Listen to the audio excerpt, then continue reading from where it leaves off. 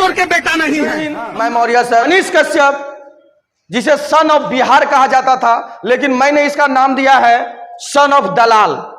अब सन ऑफ दलाल क्यों कह रहे हैं? क्योंकि यह बिहार के राजकुमार तेजस्वी यादव को चारा चोर का बेटा कहा है। अच्छा, हम आपसे एक बात कहना चाहते हैं कि जो नीतीश कुमार 17 साल में नहीं कर पाए, वह तेजस्वी यादव 17 महीना में करके दिखा दिए थे। और युवाओं को जब बीजेपी मोदी सरकार जब युवा से नौकरी छीन रहे थे, तो उस समय युवाओं को रोजगार देने का काम किए थे तेजस्वी यादव, और दूसरा कोई काम नहीं किए थे। और इन्हें चारा चोर का बेटा कहता है। ये जो खुद आज दलाली करने पे लगा हुआ है, आया था बिहार को विकास करने, खुद को सन ऑफ बिहार कहता था, आज सन ऑफ दलाल हो चुका है। हम आगे आपसे बात करना चाहते हैं, देखिए ध्यान से। क्या है, जहां भी तेजस्वी यादव जाते हैं वह सिर्फ और सिर्फ एक ही मुद्दा रहता है उनका, रोजगार का और युवाओं को रोजगार का।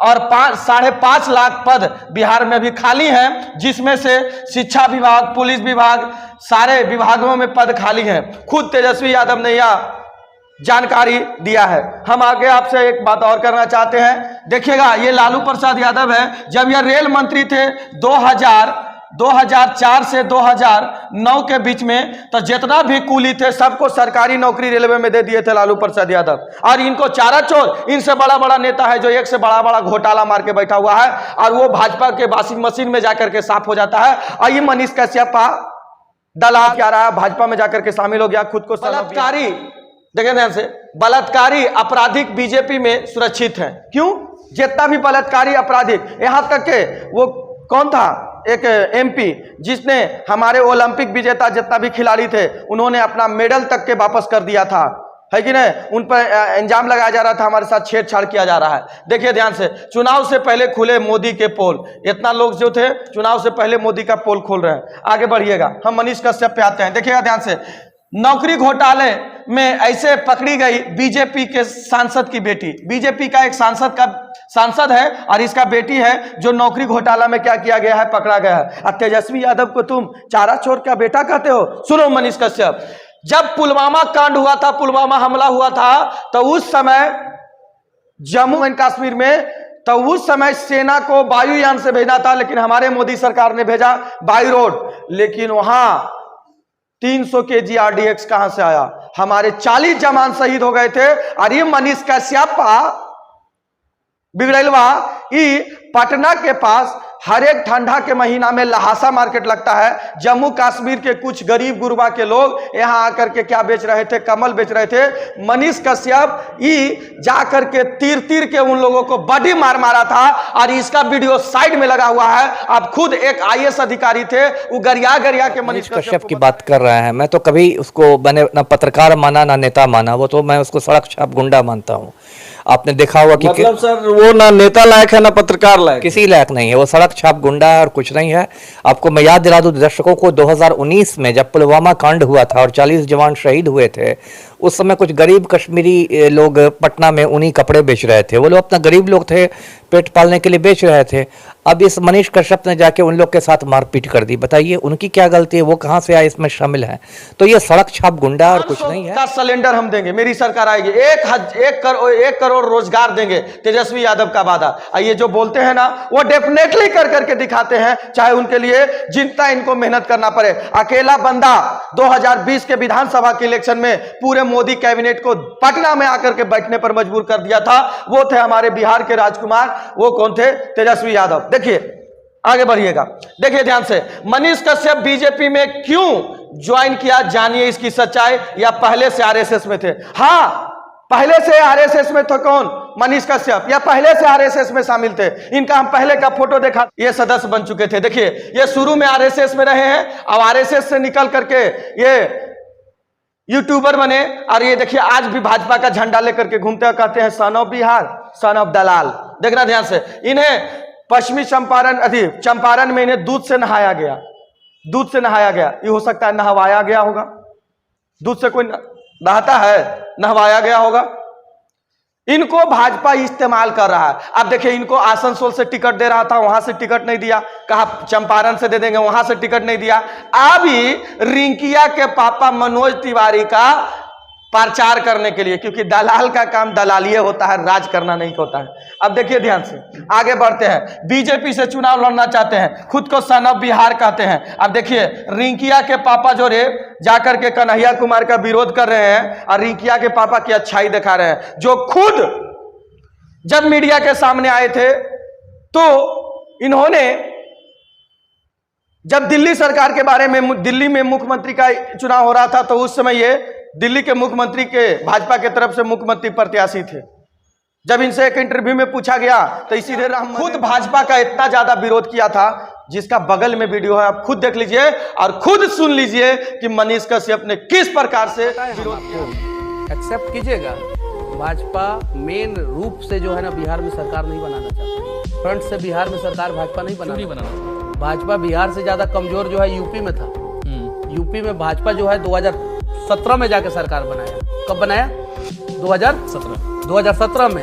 और गठबंधन का सरकार भाजपा का 2005 में बिहार में बन चुका था। कब बन चुका था?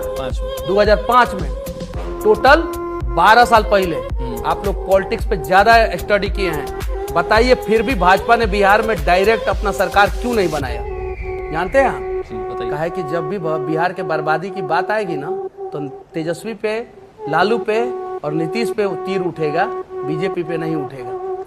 और बीजेपी के नेता भी बिहार का विकास नहीं करना चाहते। ये बात सत्य है और ये अटल सत्य है। रिंकिया के पापा मनोज तिवारी हैं और ये कन्हैया कुमार है, ये गरीब गुरबा का बेटा है। और जो क्या किया है सर, मनोज तिवारी के खिलाफ चुनाव लड़ रहा है। और वो कहां से? तो ये चुनाव लड़ रहे हैं सर दिल्ली से। अब ये दिल्ली से लड़ रहे हैं तो वहां की जनता कन्हैया कुमार को ज्यादा पसंद कर रहे हैं। ये कांग्रेस पार्टी से है और ये बीजेपी भारत जलाओ पार्टी से है। ठीक है, महंगाई का मां बोलने के लिए तैयार नहीं होता है। देखिएगा, कन्हैया कुमार के बारे में मनीष कश्यप बोला कि उसे बिहार का जमानत जब्त कर लिया गया है, उसका वीजा पासपोर्ट लालू यादव और तेजस्वी यादव खत्म कर दिए हैं, इसीलिए वो अब वहां से चुनाव लड़ रहे हैं। क्या वीजा पासपोर्ट राज्य सरकार देने का काम करता है? अब विचार करिएगा कितना ज्यादा भ्रम और झूठ फ्रेबीगिरी के क्या है। कौन सा? दो युवा हमारे सामने नजर आ रहे हैं हमें, एक तो हो गया मनीष कश्यप, दूसरा कन्हैया कुमार। तो क्या आप उनको चुनौती मानते हैं? कन्हैया कुमार जी बिहार में है कहाँ? उनको तो बिहार से जो है उनका वीजा पासपोर्ट जो है दोनों बिहार में जब्त हो गया और बिहार से बाहर भगा दिया गया। और भगाने वाला मनीष कश्यप नहीं, बेगूसराय में जब चुनाव लड़े थे तो उनके खिलाफ तेजस्वी यादव जी जो है अपना कैंडिडेट दे दिए। और इस बार भी जो है तेजस्वी यादव और लालू प्रसाद यादव जी का एकदम सख्त आदेश था कि चाहे कुछ भी हो जाए, कांग्रेस से गठबंधन तभी रहेगा जब जो है कन्हैया कुमार को जो है बिहार से टिकट नहीं मिलेगा।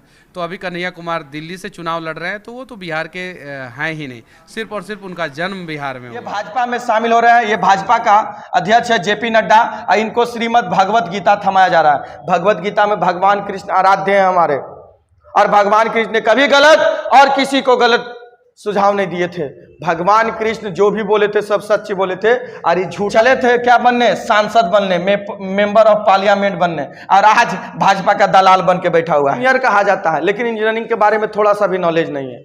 मनोज तिवारी जब ये प्रचार कर रहे थे तो दिल्ली में कह दिए ना, मनोज तिवारी का जो सांसद का जितना फंड आता है वो फंड का 99% खर्च कर दिए।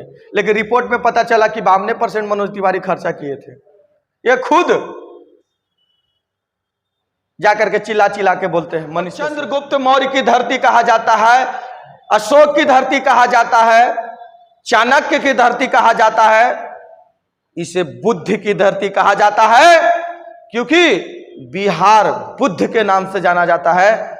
याद रखिएगा, दुनिया का पहला हॉस्टल रहित विश्वविद्यालय नालंदा विश्वविद्यालय बिहार में था, जहां से बहुत विदेशी आकर के यहां से पढ़ करके गए थे। और ये मनीष कश्यप बिहार को आज बदनाम। 2014 में देखिए कितना कमल का फूल खिला हुआ था, और 2024 का स्थिति देखिए जहां तहां कमल है। और इसने स्थिति 4 जून को होने वाला है। जय देखिएगा, जहां जहां अभी तक वोट नहीं हुआ है, यह वीडियो को ज्यादा से ज्यादा शेयर करिएगा और सब्सक्राइब जरूर करिएगा।